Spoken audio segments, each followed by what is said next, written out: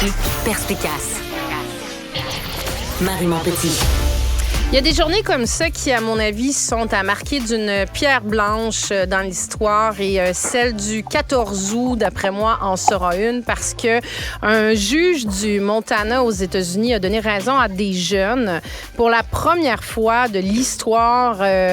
des États-Unis, a donné raison à des jeunes qui accusaient leur État d'enfreindre leurs droits constitutionnels à un environnement propre et sain parce que l'État, favorisait l'industrie des énergies fossiles en donnant des contrats, là, je résume grossièrement, mais qui donnaient des contrats sans demander si ça avait un impact ou pas sur la santé, sur les changements climatiques, sur la santé finalement. C'est une décision qui est historique parce que c'est un premier grand procès climatique aux États-Unis qui a été gagné. Bon, évidemment, il y aura sûrement appel, on verra ce que ça va donner, mais c'est sûr que ça vient donner un signal extrêmement fort pour la responsabilité climatique des gouvernements à travers le monde parce que il y a plusieurs groupes comme ça de jeunes qui se mobilisent un peu partout et qui réclament justement ce droit-là à grandir, à vivre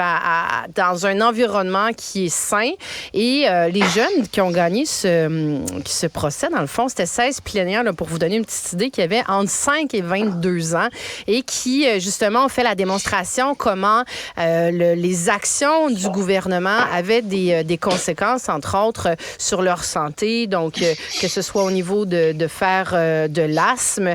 au niveau de développer de l'anxiété, du stress en raison des changements climatiques, comment les feux de forêt avaient pu avoir des conséquences sur sur des problèmes respiratoires. Et donc, c'est la première fois dans l'histoire des États-Unis qu'un tribunal vient de juger un gouvernement responsable d'avoir violé des droits constitutionnels d'enfants. Donc, c'est sûr que c'est une victoire importante pour ce qui est du droit environnemental, qui, à mon avis, puis certains diront que, c'est un peu banal, puis là, c'est une erreur de la juge, puis que ça va être renversé, mais à mon avis, ça va être extrêmement déterminant pour d'autres procès du même genre qui sont en cours en ce moment, que ce soit aux États-Unis ou au Canada, un peu partout. Donc, ça va être vraiment intéressant de voir. Moi, je trouve ça très inspirant de voir cette mobilisation de cette jeunesse qui dit, là, nous, on vit les conséquences de 50 ans de décisions qui ont été prises à droite, à gauche, suite à la révolution, entre autres, chimique des années 50, 60, 70, suite à toute la question de l'extraction du pétrole, des énergies fossiles, et qui prennent leur bâton de pèlerin puis qui décident de dire au gouvernement,